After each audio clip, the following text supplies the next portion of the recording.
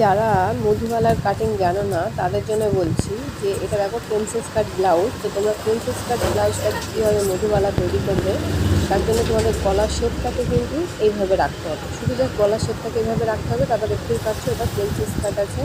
বাকিবার princess কাট করে নেওয়ার পরে প্রথমে কী করতে হবে, এই নিচের দিকে যে গলা এখানে দেখো আমি লেস লাগিয়ে নিয়েছি। এইভাবে নিচের গলাটাকে কিন্তু লেসটা বসিয়ে নিতে হবে আগে। এইভাবে যতটা বসিয়েছি আমি ঠিক ততটাই বসিয়ে নিতে হবে।